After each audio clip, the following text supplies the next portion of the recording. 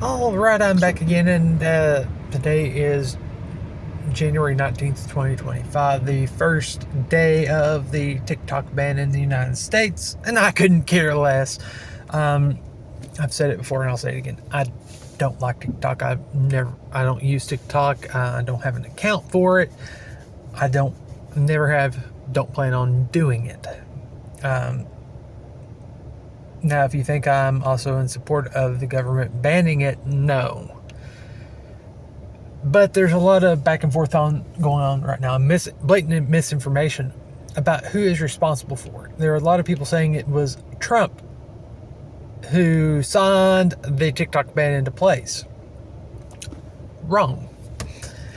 In 2020, Trump did sign an executive order calling for action. But there was no avenue by which to act on it.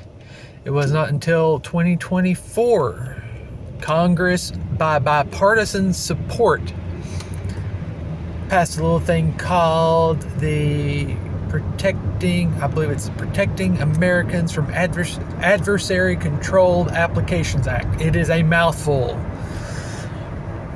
It is the basis for the Supreme Court case of TikTok Inc. versus Garland.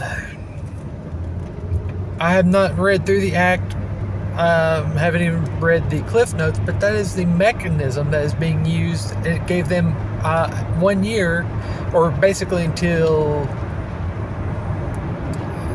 January 19th, 2025, to either sell to a United States or neutral entity or shut down. And yes, those are not cat scratches or anything else on my neck. I really need to hone that particular straight razor. I don't necessarily care for it either. It's got some funky geometry in it. It's also a 7/8 inch wide blade, and I prefer 6/8. But anyway, I squirreled.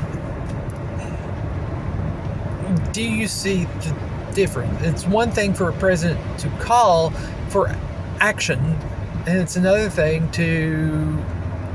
but the president has to have a mechanism by which the government agencies to act on. They didn't have that until Congress passed that mouthful of an act. I mean, and I know someone right now might be thinking, well, Obama, he banned the import of the Vepr, which, if those don't know, that's a rifle and shotgun platform based on the AK-47 platform. And I really would love to have one, but they're almost impossible to find at a reasonable price these days. And it's true. As a result of an executive order by Obama, they did get banned.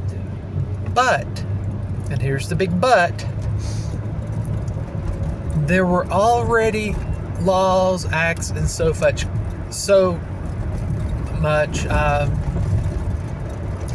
that were codified into law that gave the State Department the ability to act on them.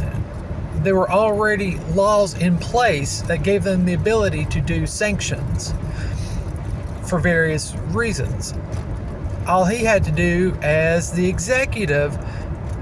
head of the executive branch would say, okay, you need to include this, which they did.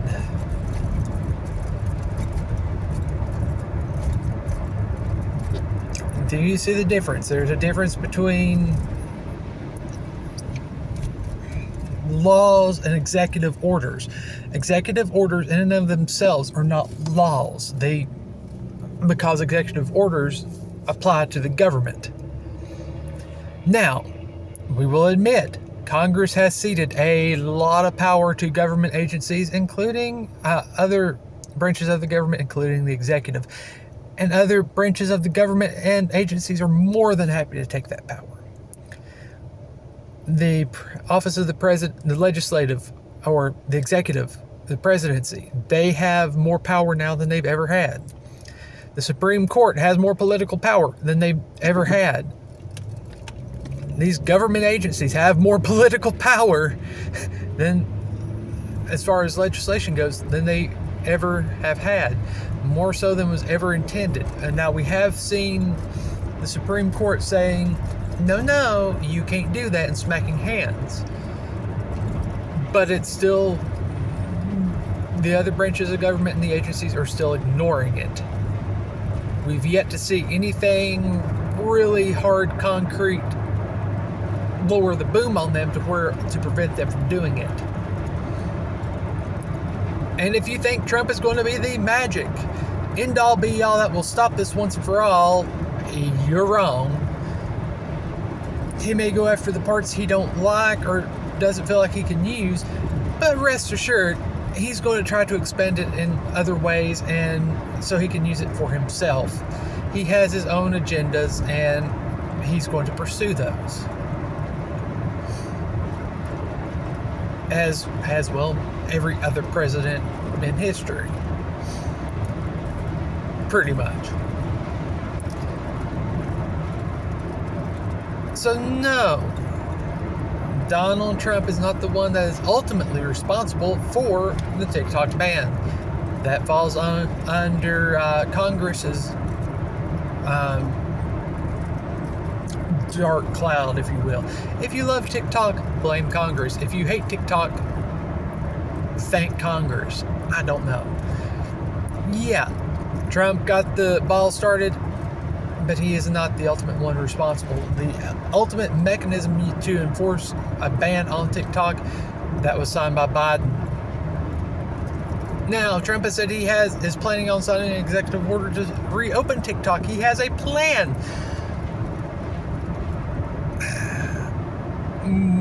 I'm not. I'll have to look into it. That was something I saw this morning. I don't know if he will have the ability to do that, since there's an actual act passed by Congress putting a restriction on TikTok. I don't know how much an executive order could be done at this point. That's kind of I guess, I'm assuming that'll be one of his one of the executive orders he signs tomorrow after his inauguration. I don't know. We'll just have to wait and see. What I do know is, no, Trump is not the one ultimately responsible for that. You can point to blame at Biden and Congress for that. He just tossed the match, if you will. Or, no. He bought the supplies.